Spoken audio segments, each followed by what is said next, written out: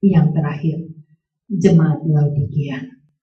Pada jemaat ini, Elohim menyatakan dirinya bahwa dia adalah pribadi sang amin, saksi yang setia dan benar, penguasa dari ciptaan Elohim. Saudara, kalau kita baca pengajaran ini, kita baca dari Wahyu 1 ayat 17-18, bahwa dia menyatakan dirinya sebagai 7 pelita emas. Dan di tengah-tengahnya adalah dia yang memiliki ke-7 gereja. Ini adalah simbol yang benar untuk menyatakan siapa dia. Yahweh adalah Esia, Yahweh adalah Yeshua. Dialah yang awal dan yang akhir. Dialah pencipta penguasa semesta ini. Dia yang memiliki mata bagaikan api, kaki bagaikan tembaga yang kemilau. Dialah yang pertama dan yang terakhir, yang memegang kunci kerajaan maut, yang membuka dan tidak dapat yang menutup, yang menutup yang tidak dapat membuka. Dialah Yahweh yang adalah Yeshua itu. Saudara baca, siapa jemaat Laodikia?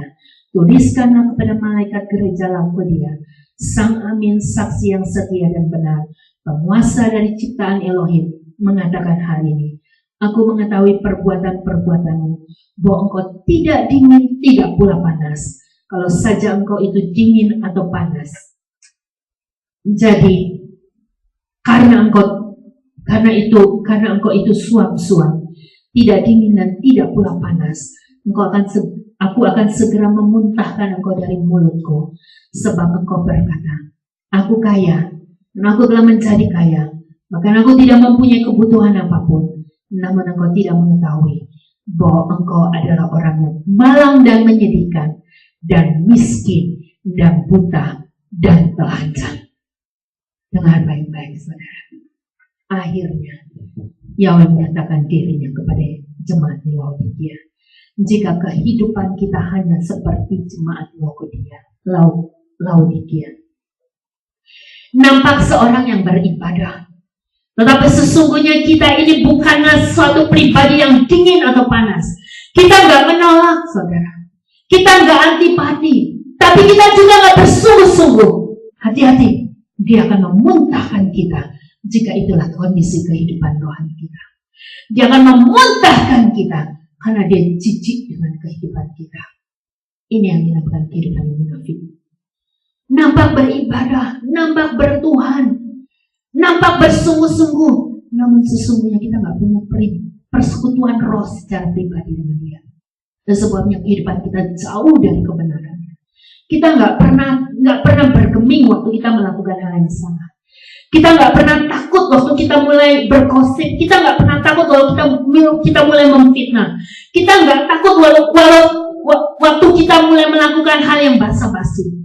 Saudara perhatikan, orang yang bersungguh-sungguh dengan Elohim, orang yang benar-benar panas adalah orang yang tersiksa waktu dia mulai berbasa-basi. Kalau kita tidak merasa bersalah untuk kita hidup dengan segala sandiwara dan basa-basi, kita sedang hidup di dalam suam-suam kuku. Saudara, orang bersungguh-sungguh di dalam roh, dia akan sangat malu kalau dia melakukan sesuatu dengan basa-basi. Dia akan gelisah, saudara. Contohnya, saudara, ada tamu di rumah saya, cuma anak-anak kok. Saya nggak cuma sekedar, "Hi, how are you guys? How's your day? How's your mom? How's your dad? How's your brother? How's your sister?" Saya akan duduk bersama mereka. Saya akan tanya, "Did you eat today?" Lalu mereka bilang, ya. Are you sure? Saya akan yakinkan mereka bahwa saya nanya mereka udah makan atau belum, tuh bukan basa-basi. Saya akan dengan senang hati memasak buat mereka. Saudara, ini satu pelajaran bagi saya dan saudara. Jangan jadi manusia basa-basi. Jangan bangga dengan semua basa-basi. Jadilah orang bersungguh-sungguh. Kalau ada orang bilang, "Iya tante, saya belum makan." Buka kulkasmu, lihat apa yang ada di sana. Masak. Hidangkan. Jamu mereka seperti kau menjamu malaikat-malaikatnya. Ini orang bukan orang yang suam-suam kuku. Belajar dari hal yang sederhana. Jangan tawarkan orang sesuatu hanya dari basa-basimu. Malu sama Tuhan. Karena dia adalah pribadi yang punya mata bagaikan api yang menyala. Nggak ada yang tersembunyi di bagi Tuhan. Dia lihat sampai hati kita yang paling dalam, saudara. Ini yang harus kita pelajari. Jangan bilang, macam betul aja. Memang kita harus menjadi pribadi seperti itu. Karena Yesus berkata, jangan jadi jemaat laut pikir. Suam-suam kuku, saudara. Ayat 18. Aku menasihatkan kepadamu supaya membeli daripadaku emas yang telah dibakar oleh api, agar engkau menjadi kaya, jubah putih, agar engkau berpakaian, dan rasa malu ketelanjanganmu tidak tampak, dan oleskanlah salap pada mukamu, agar engkau dapat melihat siapa saja yang aku kasihi. Aku tegur dan aku hajar, karena itu giatlah dan bertobatlah. Syukur, saudara. Kalau Yahweh mengajar saya, mengajar saudara, menyatakan pedang yang sangat tajam untuk memisahkan hal yang palsu dengan yang sejati, yang najis dengan yang kudus, bersyukur. Karena Yahweh tidak akan melakukan hal itu pada orang-orang gampangan, pada anak-anak pungut. Dia hanya melakukan hal itu kepada anak yang diadopsi, diangkat untuk menjadi anaknya yang sesungguhnya. Menjadi anak Yahweh tidak akan pernah menjadi anak-anak yang bangga dengan segala basa-basi dan sandiwara. Karena Yahweh kita adalah Tuhan yang bersungguh-sungguh dalam segala hal. Dia mati di kayu gantungan itu karena dia bersungguh-sungguh menyatakan kasihnya. Nggak ada kasih basa-basi, saudara.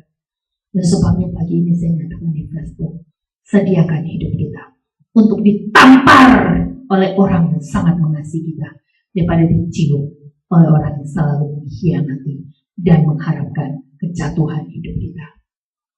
Ini kebenaran firman. Baca ayat 20. Lihatlah, aku berdiri di depan pintu dan mengetuk. Jika seorang mendengar suaraku dan membukakan pintu, aku akan masuk kepadanya, dan aku akan makan bersama dia bersamaku. Siapa yang menang, aku akan mengaruniakan kepadanya untuk duduk bersamaku di tahtaku, sebagaimana aku pun menang dan duduk bersama Bapakku di tahtanya. Siapa yang mempunyai telinga, biarlah dia mendengarkan apa yang Roh katakan kepada gereja. Kalimat terakhir ini merupakan bukti bahwa saya dan saudara diajar dia untuk masuk dalam pengajaran Roh. Bukan pengajaran daun pintu seperti yang kita bayangkan, daun pintu yang ada sekian banyak di rumah kita. Dia berkata, siapa yang membukakan pintu baginya, dia akan duduk dan makan bersama-sama. Saudara, mari buka pintu roh kita. Biarkan telinga roh kita diefektifkan oleh Roh Kudusnya, sehingga kita dengan peka dapat mendengar suaranya, sehingga kita selalu merasa lapar dan haus untuk duduk bersama-sama dengan dia, menikmati makanannya. Kita akan masuk di dalam perayaan Pesak, perayaan Paskah, perayaan Passover, di mana Yesus akan menyatakan bahwa barang siapa yang makan dagingku, minum darahku, mereka tidak akan pernah merasa lapar dan haus lagi. Dan sebabnya, saudara, jika kita baca firman, kita minum air hidupnya, saya dan saudara tidak akan pernah merasa dahaga. Saya dan saudara tidak akan pernah merasa lapar. Kita akan terus kuat, kita akan terus teguh, bersemangat. Saudara-saudara pernah lihat nggak? Orang yang udah makan, udah minum, udah bersuka cita, lalu mulai. Enggak, saudara. Cuma orang malas. Habis makan, habis minum enak, pengennya tidur. Orang yang bersemangat, dia makan, dia minum, dia bersuka cita, dia bersyukur, dia akan bilang, waduh, apa yang saya bisa kerjakan dengan tubuh yang kuat, dengan tubuh yang sudah terisi. Demikianlah, saudara. Yahweh selalu berbicara dengan sangat tegas, to the point kepada orang-orangnya. Dan dia banyak berbicara tentang banyak perumpamaan kepada orang-orang yang tidak dekat dengan dia. Dan sebabnya, berbahagia saya dan saudara, jika kita baca firman, kita buka telinga kita akan dengar. Yahweh sedang mengingatkan saya tentang hal ini. Yahweh sedang mengajar saya tentang hal ini. Oh iya, saya perlu bereskan hidup saya dalam hal ini. Itu sebabnya saudara, nggak ada istilah orang yang dekat dengan Yahweh akan duduk dalam kelas yang sama sejak lahir sampai dia mati. Saudara, selanjutnya pengajaran selanjutnya sebelum masuk di dalam perayaan Paskah, Sabat depan kita akan belajar di Wahyu 6 tentang 7 malaikat Yahweh yang akan dia nyatakan kepada umat di seluruh dunia ini. Hari ini kita telah belajar 7 identitas Yahweh yang harus kita pahami. Bahwa dia adalah pribadi yang memegang 7 bintang di tangan kanannya, ke-7 pelita emas. Dan dia adalah yang pertama dan yang terakhir, yang pernah mati, tapi dia telah hidup kembali untuk selama-lamanya. Dia mempunyai pedang yang tajam bermata 2. Dia memiliki mata yang bagaikan api menerobos segala sesuatu, dan tembaga yang berkilap. Dia juga yang memiliki 7 roh Elohim.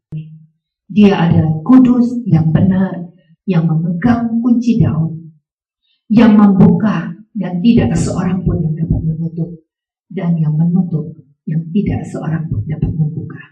Dan dia juga pribadi yang amin itu, ya dan benar, saksi yang setia, penguasa ciptaan Elohim. Adakah yang berkuasa selain daripada Elohim? Enggak. Dialah yang pernah mati dan hidup untuk selama-lamanya. Dan siapa kita di hadapannya? Mari kita belajar dari 7 jemaat yang Yesua nyatakan di dalam kitab sucinya. Mungkin kita bagian dari jemaat Efesus, sebagian dari jemaat Smyrna, sebagian dari jemaat Pergamus, sebagian dari jemaat Tiatira, sebagian dari jemaat Sardis, sebagian dari jemaat Philadelphia, sebagian dari jemaat Laodikia. Biarkan Roh Kudus menyempurnakan saya dan saudara menjadi pribadi seperti yang jemaat yang dia inginkan. Dan Sabat depan kita akan belajar tentang 7 bintang, 7 malaikat yang akan diutusnya untuk melakukan sesuatu bagi hidup saya dan saudara. Dan sebabnya jangan tinggalkan firman, bergaulah dengan Roh Kudus sampai dia membukakan segala kebenaran demi kebenarannya di sepanjang kehidupan kita. Sehingga kita memiliki keberanian roh, bukan saja menjadi orang yang tahu firman, tahu kebenaran, tapi lumpuh untuk melakukannya.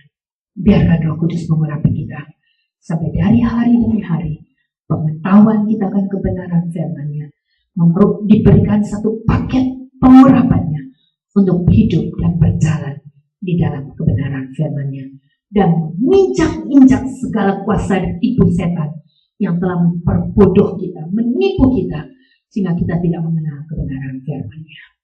Mari terima Roh Kudus-Nya dan terima pengurapannya. Masuk di dalam perjanjiannya, pelihara firman-Nya, jadilah orang yang berbahagia. Yahweh berkata, yang berbahagia adalah mereka yang mendengar firman, memeliharanya, dan hidup di dalamnya. Amin. Bapa Yahweh, Engkau Tuhan yang luar biasa. Kau tidak membiarkan anak-anak-Mu hidup di dalam pertanyaan demi pertanyaan tanpa jawaban. Kau Tuhan yang memanggil hidup kami. Setelah Kau menciptakan kami, Kau mengutus kami. Sebelum Kau telah mengajar dan membentuk kami. Inilah jemaat sederhana, selalu merasa miskin di hadapan-Mu. Dan sebabnya kami tidak pernah berhenti untuk minta terus diisi, diajar, dibentuk. Sampai akhirnya kami boleh semakin menjadi pribadi yang sesuai dengan apa yang Kau mau. Bapa, ampuni segala kebodohan kami. Ampuni pemberontakan kami. Ampuni kebebalan kami.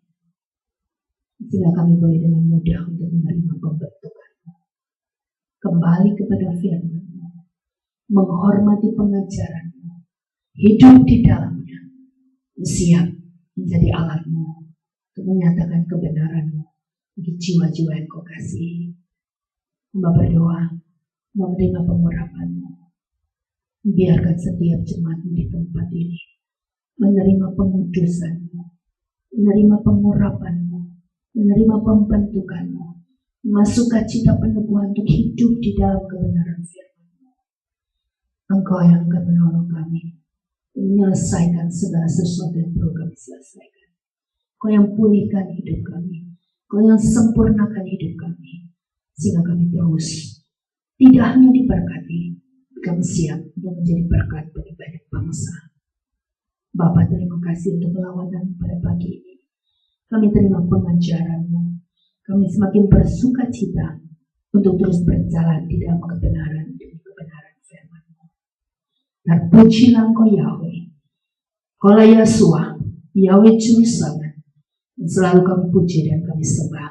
Kepadamu lah kami bersuka cita, kami memuliakan Engkau, kami hidup di dalam kebenaran demi kebenaran firman-Mu. Bapa, terima kasih. Haleluya. Amin.